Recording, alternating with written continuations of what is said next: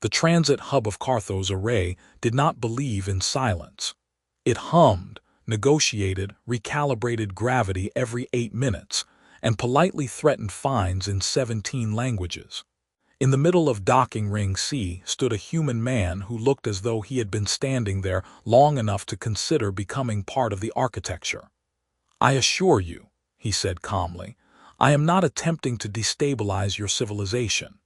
I am attempting to board a shuttle." The security drone hovering before him projected a rotating amber sigil. "Your transit clearance expired 3 minutes and 12 seconds ago. 3 minutes and 13 now," the man replied. "Time is relentless.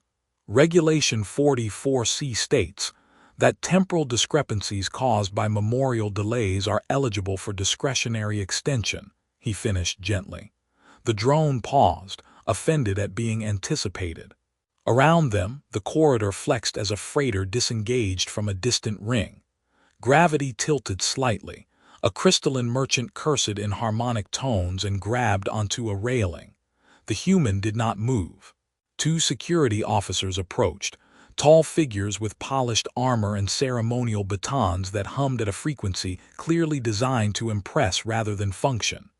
"Sir," one began, "step away from the checkpoint." "I am standing exactly where your line indicator instructed me to stand," the man said. "If I step away, I fear I will be accused of fleeing. You are obstructing procedure." "I find procedure has been obstructing me for some time." A ripple of laughter moved through the nearby crowd. Someone activated a personal recorder. The officers stiffened. "Present your identification again." The human handed over a slim data wafer. The officer inserted it into a wrist console.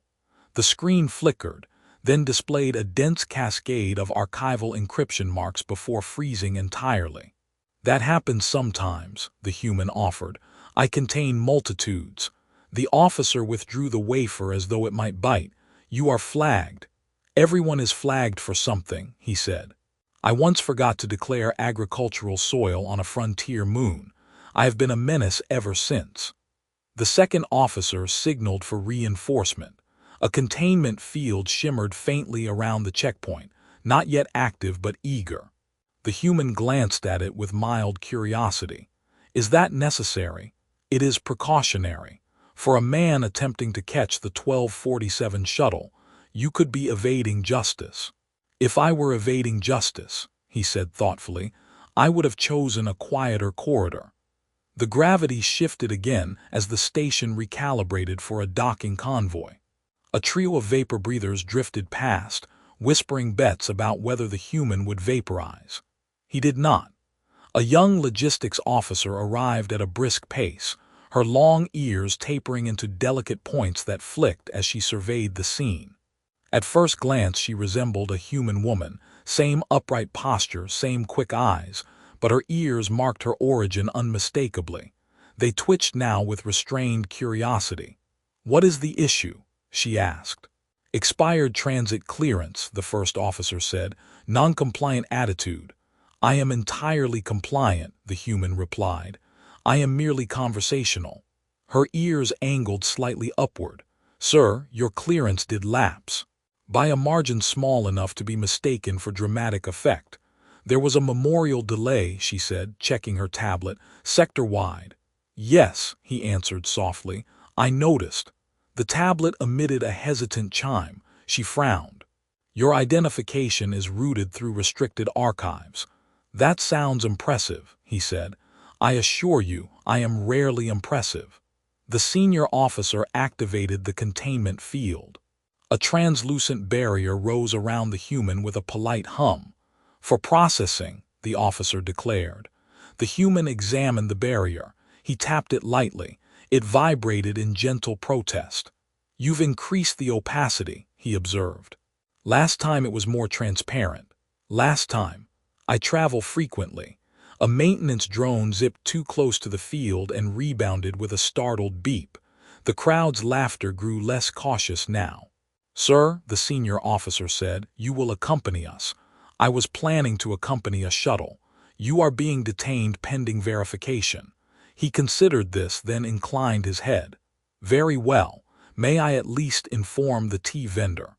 I have been looking forward to it all morning. The young officer's ears dipped almost sympathetically. You may inform the vendor. Thank you, he said gravely. He leaned toward the nearest passerby. If you see a stall advertising spiced nebula infusion, tell them I have been dramatically delayed by destiny. The passerby saluted solemnly. The senior officer stepped closer. Remove any visible insignia. The human's hand instinctively brushed the chain at his chest, though he did not lift it into view. Yes, it is not a weapon. That is not the concern. He hesitated, then lowered his hand. It rarely is. The officer reached forward as if to inspect it more closely, but his wrist console emitted a sharp, authoritative tone. The screen filled with layered clearance symbols and a directive stamped in archival red. The officer froze. Commander, he called, voice tight, we require oversight. The containment field flickered, uncertain whether it was detaining a criminal or inconveniencing a file. The young officer watched the human carefully. He stood relaxed, almost patient, as if he had endured far worse than bureaucratic enthusiasm.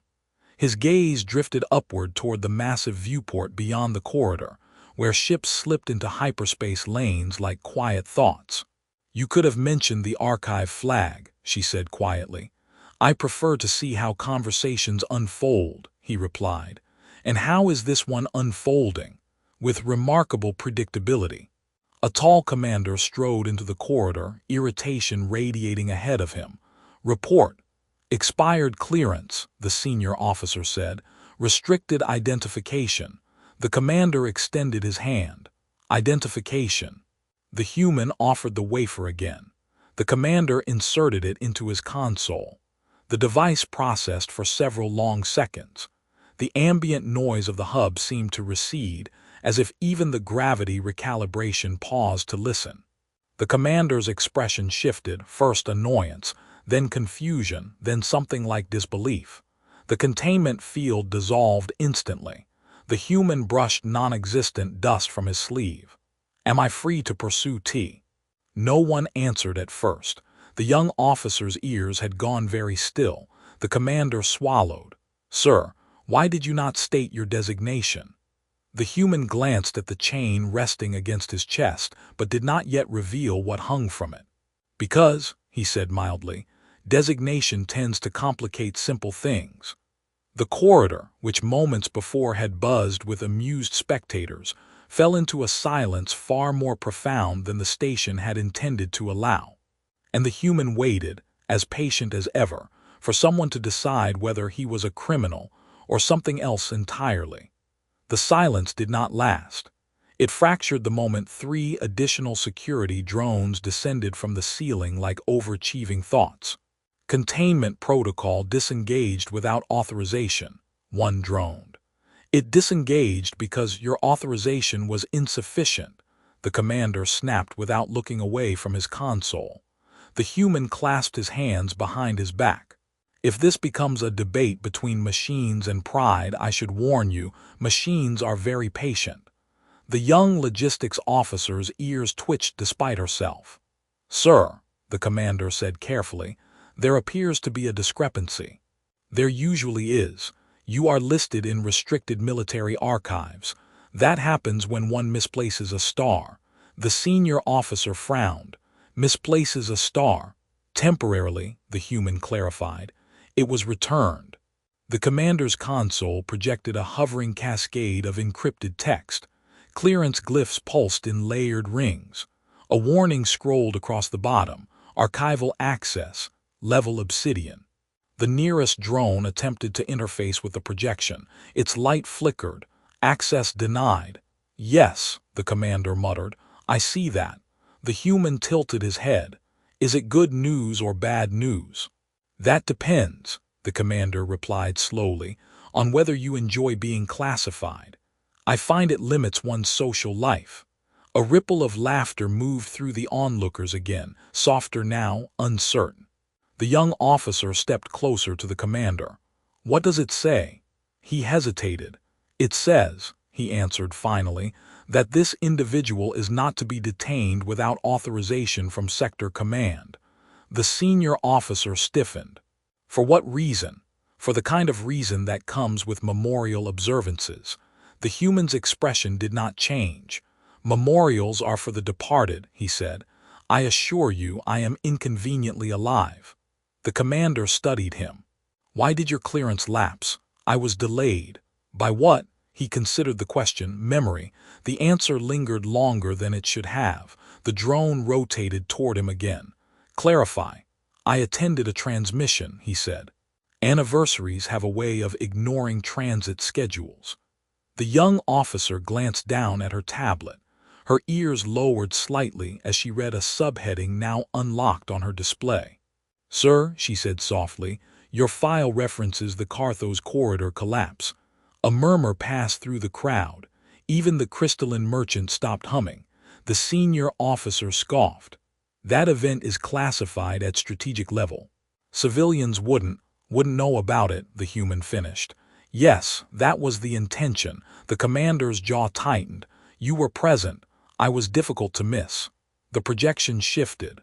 A new line of text scrolled across the commander's console. Recipient, Medal of the Fallen Star.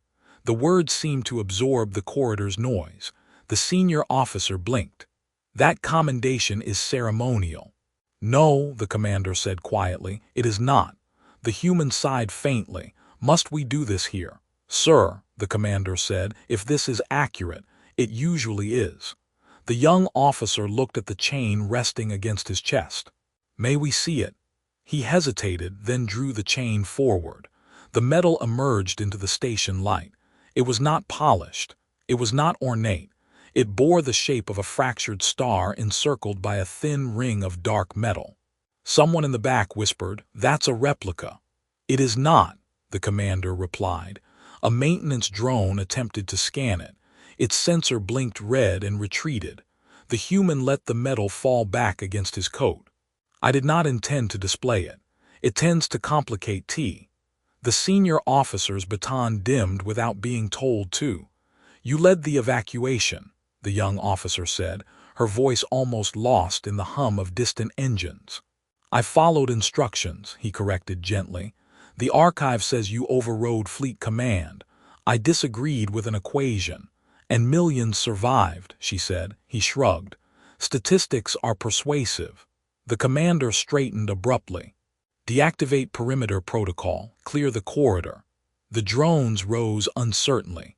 The crowd did not move at first.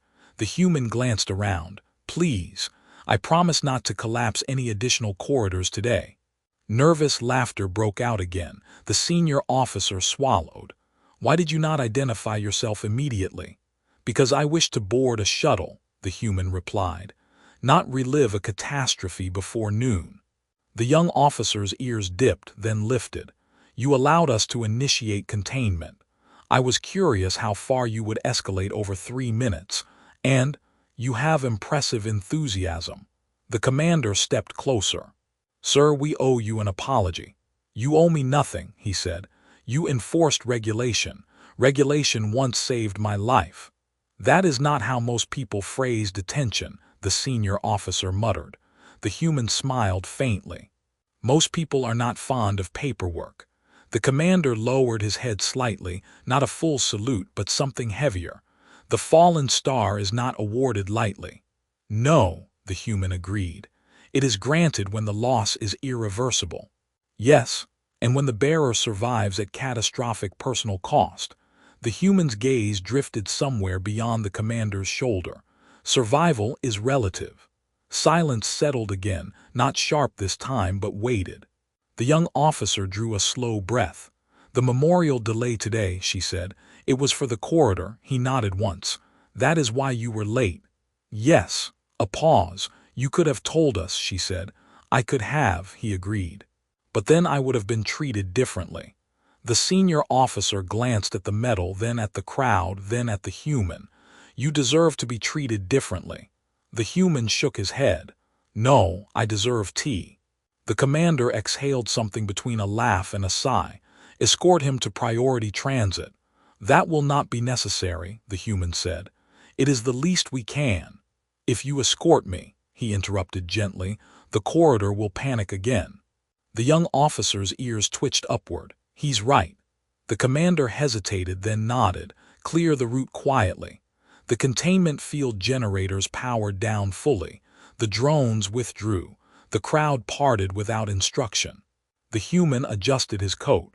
"Thank you for your diligence," he said politely. "I recommend revising Regulation 44C. It lacks nuance." The senior officer stared at him. "You intend to file a complaint?" "I intend to suggest an amendment."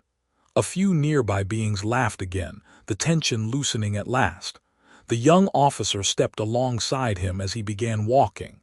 "Sir," she asked carefully, "is it true you stayed behind until the last transport launched?" "Yes, why?" He considered the question for several steps. "Someone had to count," he said finally. "Count what?" "The ships that made it," he replied. They reached the end of the corridor where the shuttle gates shimmered. The station resumed its rhythm behind them, but more quietly now. "Your clearance has been extended," she said. "By how much?" "Indefinitely." He smiled faintly. "That seems excessive." "For you," she said, her long ears lifting with a trace of something like admiration, "it seems appropriate." He paused before the gate. "Officer," he said gently, "do not let metals intimidate you." "They don't," she replied. "Good. They make me curious." "That," he said, stepping toward the waiting shuttle light, "is far more dangerous." And with that, the bearer of the fallen star walked forward, not as a spectacle, not as a legend, but as a man who still very much intended to drink his tea. The shuttle did not depart. It hummed. It requested final clearance. It announced boarding in 3 languages and 1 telepathic pulse, and then it froze. The human stopped just before the threshold. "That," he said calmly, "is never a promising sound." The young officer's wrist console lit up again, her long ears angled sharply forward. "Docking ring C is entering emergency stabilization." "Over 3 minutes?" he asked. "No." The corridor lights shifted to a muted blue. A station-wide voice spoke with forced serenity. "Attention! Minor gravitic variance detected in peripheral gate 9. Please remain calm." The human closed his eyes briefly. "Peripheral gate 9 connects to the Carthos corridor." "Yes," she said, reading rapidly. "Residual stress signatures. The memorial recalibration may have destabilized an old fracture." He looked upward as if he could see through layers of metal and vacuum. Of course it did. Security drones shot past them, far less amused than before. The commander's voice burst through her console. "All logistics officers to Gate 9, we have a flux cascade forming." "A cascade," she echoed. "Localized," the commander said quickly, "for now." The human exhaled slowly. "I was hoping for tea." "You're leaving?" she asked. He glanced at the shuttle, then back at her. "It appears the universe disagrees." The floor trembled faintly. Somewhere deeper in the station, a metallic groan rippled outward like a complaint. She turned toward the emergency corridor. "Gate 9 is restricted." He followed anyway. "So was your checkpoint." They moved quickly through branching passages as personnel rushed in the opposite direction. An engineer collided with the human and recoiled. "Evacuate." The engineer shouted. "The gate is destabilizing." "Again?" The human asked mildly. The engineer stared. "Again?" "Nothing," he said. "Habit." They reached an observation platform overlooking Gate 9's control chamber. A holographic projection hovered at the center, displaying a spiraling distortion where the jump corridor should have been smooth. The commander stood rigid before it. "The gravitic anchors aren't compensating." "They're echoing," the human said quietly. Every head turned. The commander blinked. "What?" "The corridor remembers its collapse," he continued. "You recalibrated for the memorial. You forced a harmonic alignment with an unstable scar." An engineer frowned. "Scars don't, in spacetime." The human interrupted gently. "They do." The distortion in the projection flared brighter. Alarms escalated in pitch. The young officer's ears flattened slightly. "Can it spread?" "If the anchors resonate," the engineer answered. The fracture could propagate along the ring. And take the docking sector with it, someone muttered. The human stepped closer to the projection. You're feeding power into the wrong lattice. The commander bristled. Our stabilization algorithms are certified. Yes, the human agreed, by people who have never watched a corridor die. The commander hesitated. What are you suggesting? Disengage Anchor 3. That will unbalance the ring. For 12, only the low hum of functioning machinery remained. No one moved. The engineer turned slowly toward the human. How did you know? He shrugged. The corridor behaves like a wounded animal. You do not shout at it. You reduce the noise. The commander approached him carefully. You've seen this pattern before. Yes. At the collapse. Yes. Silence again, but different now. The young officer stepped beside him. You said you stayed behind to count. I did. Did you also fix it? For a few minutes, he said. Long enough. The commander straightened. You should be advising Sector Command. I was, the human replied. They found me inconvenient. A faint laugh escaped one of the engineers, half relief, half disbelief. The station-wide voice returned. Peripheral Gate 9 stabilized. Thank you for your cooperation. A wave of subdued applause broke out among the control staff. The human glanced toward the shuttle corridor. Is the 1247 still boarding? The young officer blinked at him. You're thinking about tea. I am always thinking about tea. The commander studied the metal resting against his chest. You intervened without authorization. I offered a suggestion. You overrode protocol. You asked me to. The commander opened his mouth, then closed it. The engineer muttered. Technically, he saved the docking sector. The human lifted a hand. Let us not escalate language. The young officer smiled despite herself.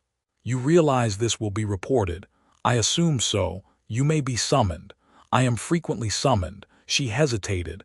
Will you answer? He considered that. If they require assistance, he said at last, yes. And if they require ceremony, he grimaced faintly. I will develop a sudden illness. A few nearby officers laughed outright this time. The commander extended his hand. On behalf of Carthos Array, the human shook it before he could finish. Please, you already attempted to arrest me. That is sufficient hospitality. Even the commander allowed himself a thin smile.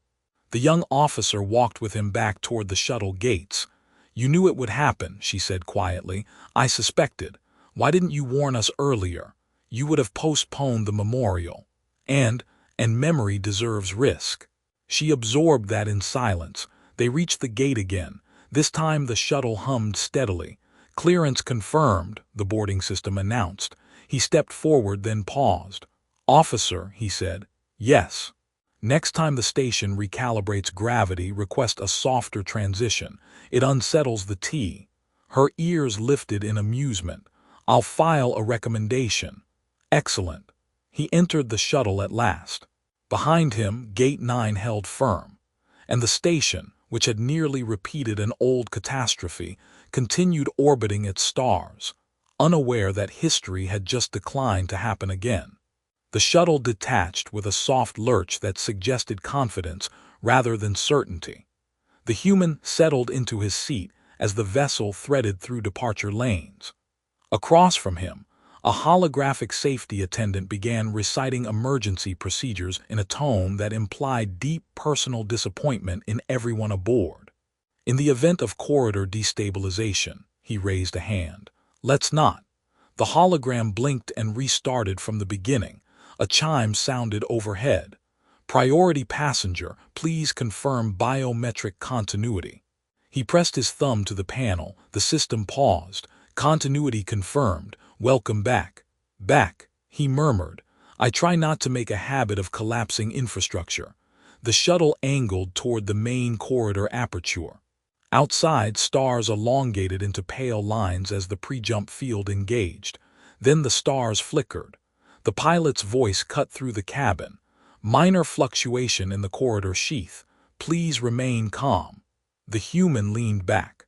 That is an unfortunate phrase to reuse twice in one day.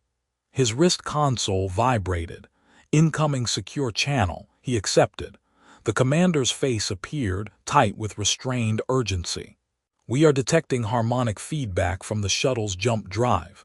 You routed departure traffic through Gate 9, the human said. It was stabilized. For stationary mass, he replied. A jump ignition reintroduces oscillation. The commander's expression shifted. You're saying the shuttle is triggering a secondary echo. I am saying your corridor has an excellent memory. The cabin lights dimmed briefly. A passenger gasped. Someone muttered about refunds. The pilot's voice returned. Drive spool at 60%, experiencing resistance. The human stood. Sir, remain seated, the holographic attendant insisted. I intend to, he said, walking forward. A crew member blocked the aisle. You cannot enter the cockpit. I can offer advice from just outside it. The crew member hesitated as another tremor passed through the hull. Let him through, the pilot called from ahead. We're improvising. That rarely ends well, the human said as he stepped into the cockpit threshold. The main display showed the corridor sheath rippling, thin fractures flickering along its surface. The pilot swallowed. We disengage and we risk snapping the tether. We push through and we stress the ring. You are not pushing through, the human said calmly. You are arguing with it. Suggestions? The pilot asked. Lower drive output to 40%. We'll stall, yes. That's not, trust me, he said gently. The pilot glanced at the corridor distortion, then at the human, then at the metal resting against his chest. Reducing output, she said. The engine whine softened. The ship trembled harder for a moment, as if offended by the reduction. Now, the human continued, vent residual charge into the sheath. That's counterintuitive. So was surviving the collapse. She complied. Energy bled outward in a controlled shimmer. The corridor ripple stuttered. Commander, the pilot transmitted, we're feeding energy back into the sheath. On the display, the distortion began to smooth. The human folded his arms. Corridors prefer rhythm to force. You speak as if it's alive, the pilot muttered. It behaves better when treated that way. The tremors eased. Drive stable at 40, the pilot reported. Sheath coherence increasing. In the cabin behind them, applause began prematurely. Don't applaud yet, the human called without turning around. We're negotiating. The distortion flared once more, then receded like a wave reconsidering landfall. Coherence 95%, the pilot said. The commander's voice came through the channel again. We are observing stabilization from the ring. Whatever you're doing, continue. I am doing very little, the human replied. Your pilot is listening. The pilot shot him a quick look. Is this what you did before? No, he said. Before was louder. The sheath smoothed fully. Silence settled over the cockpit. Drive stable, the pilot whispered. The human exhaled slowly. Now increase output gradually, 10% increments. She obeyed. The corridor held. Jump window restored, the navigation system announced. The pilot stared at the readings. We're clear. The cabin erupted into relieved chatter. The holographic attendant resumed its safety briefing as if nothing had happened. The human returned to his seat. A passenger leaned across the aisle. Do you do this often? I prefer tea, he replied. His console chimed again. The commander's face reappeared, this time less rigid. The ring is stable. For now, we are dispatching a technical review team. Good. A pause. You could remain with us, the commander said carefully. Consult formally and attend meetings. Yes, he considered that gravely. Are there refreshments? The commander blinked. Yes. Tempting, the human admitted. But I am traveling. To where? Wherever the corridor forgets its manners. The commander allowed himself a faint smile. You make light of this. If I did not, the human said quietly, I would not make it at all. Another pause, heavier. We nearly repeated history today, the commander said. You did not, the human corrected. Because of you, because you listened. The commander inclined his head. Safe passage. Stable equations, the human replied. The channel closed. The shuttle's engines rose to full output. Stars stretched and blurred into luminous threads. The young logistics officer's face appeared unexpectedly on his console. Her long ears were angled forward with unmistakable intensity. "You left without tea," she said. "I was interrupted. You stabilized the shuttle. I made suggestions." She studied him for a moment. "You always happen to be present. I try not to. You could have remained anonymous." He smiled faintly. "I tried that as well." Her ears shifted, a gesture halfway between frustration and admiration. "Sector Command is already updating your clearance to advisory status. That sounds suspiciously official. You will be summoned again. I suspected. Will you answer?" He looked at the streaming stars beyond the viewport. "Yes," he said at last, "if the corridor asks." "And if I ask?" she added impulsively. He tilted his head slightly. "Are you the corridor?" "Not yet." "Then I suppose I will have to see." She almost laughed. "You are impossible." "I am punctual," he corrected. "Mostly." The shuttle entered full transit. The vibrations settled into a steady hum. For the first time since docking ring C, nothing trembled. The human leaned back, closing his eyes. "Tea," he murmured to himself. "At last." And somewhere far behind the accelerating vessel, Gate 9 held firm, no longer echoing collapse but carrying forward the quiet rhythm of a catastrophe that once again had been politely refused. The shuttle emerged from transit with a soft jolt and a collective exhale. "Arrival confirmed," the navigation system announced. "Welcome to the Hellier Exchange." The human opened one eye. "Please tell me there is tea." A cabin attendant leaned over. "Complimentary beverages are available in docking concourse 2. "Civilization endures," he said, standing. His console chimed before he reached the exit hatch. "Incoming transmission. Sector Command." He accepted. The commander appeared, flanked this time by 2 officials wearing the expression of people who preferred decisions to be ceremonial. "Sir," the commander began, "Sector Command has convened an emergency advisory session." "That sounds exhausting," the human replied. "One of the outer gates is exhibiting similar harmonic stress." He closed his eyes briefly. "Which sector?" "Tauran Reach." He nodded once. "Then you do not need ceremony. You need coordination." The officials exchanged glances. "We are offering you formal reinstatement," one of them said. "Strategic authority, fleet access, advisory command." "Do I receive a desk?" the human asked. "Yes." "That is unfortunate. This is not a trivial matter." "Neither is tea," he replied calmly. The commander intervened gently. "He is not refusing, he is negotiating." The human smiled faintly. "I will assist," he said. "But not as a symbol. You would hold authority equal to—" "No," he interrupted. "Authority listens poorly when it believes itself important." A pause. "What do you propose?" the commander asked. "I propose a network. Shared data between gates, open harmonic logs, no classified pride." One official bristled. "That information is restricted for security reasons." "And nearly cost you docking ring C," he said quietly. Silence followed. "You are asking us to trust civilian systems," the official said. "I am asking you to trust survival." The commander studied him. "You are changed." He tilted his head. "Am I?" "You speak as though you no longer intend to stand alone." The human considered that carefully. "I am tired of counting alone," he admitted. The words lingered longer than any alarm had. The young logistics officer's face appeared on the edge of the transmission window. Her long ears angled forward as if she had leaned into the conversation without permission.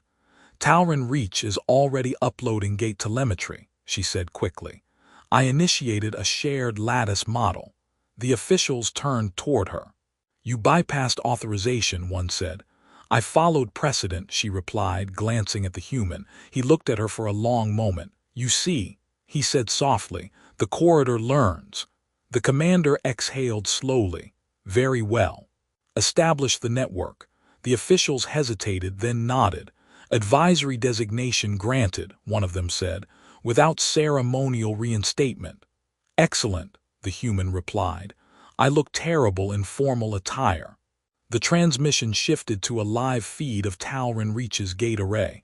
Harmonic graphs flickered across the display. Stress levels rising, the commander reported. Not rising, the human corrected gently. Oscillating.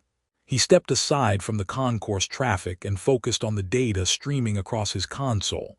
Link the lattice models from Carthos and Talron, he said. Synchronize phase variants. The young officer worked rapidly. Linked. The graph stabilized slightly. Reduce anchor output by 5%, he instructed. Then stagger ignition cycles. The Talron control team complied. The oscillation dipped. Why does this feel familiar? One of the officials muttered. Because corridors remember, the human said, and now so do we. Data flowed between systems, no longer isolated. The Talron gate steadied. Applause erupted faintly over the transmission channel. The human allowed himself a small breath. Stabilization confirmed, the commander announced. The young officer smiled openly now. Network integrity holding. The official who had objected earlier cleared his throat. This model, it could prevent future collapses. That is the idea, the human said, and you will oversee it. He shook his head. I will participate. The official frowned. You decline command, I decline hierarchy, he corrected. If the corridor fails again, it will not be because one person held the answer. The commander nodded slowly. Distributed oversight. Shared burden, the human said. The transmission began to close. One more matter, the commander added. The medal of the fallen star. He stiffened slightly. Yes, it will be archived in the central registry as active. He smiled faintly. It was always active. You misunderstand, the commander said. The registry will mark it not as a memorial but as a living designation. The young officer's ears lifted high. Meaning, the commander continued, that the bearer is recognized not for a single act but for continued service. The human looked down at the medal resting against his chest. I did not ask for that. No, the commander agreed. You did not. Silence settled gently this time. The transmission ended. Concourse 2 resumed its steady rhythm. The human stood for a moment, watching ships depart and arrive. His console chimed again. A message from the young officer. T-stall located. I recommend the spiced nebula infusion. He laughed softly and began walking. She appeared in person moments later, slightly out of breath from hurrying across the docking lanes. You're staying? She asked. For a while, he said, as an advisor, as a participant. Her ears shifted thoughtfully. You've changed, have I? You intervened before the collapse today. I intervened because you were already listening. She studied him. You used to stay behind. Yes. And now, he said slowly, I prefer to stand beside. She smiled at that. The vendor handed him a steaming cup. He took a careful sip. Well, she asked. He closed his eyes briefly. Acceptable, he declared. She laughed. High praise. They stood together as ships traced luminous paths across the viewport. Will there be more gates? She asked quietly. Yes. More echoes? Certainly, she nodded once. Then we'll be ready. He glanced at her long ears, now angled not with uncertainty but with quiet resolve. Yes, he said, we will. His console pulsed gently as telemetry from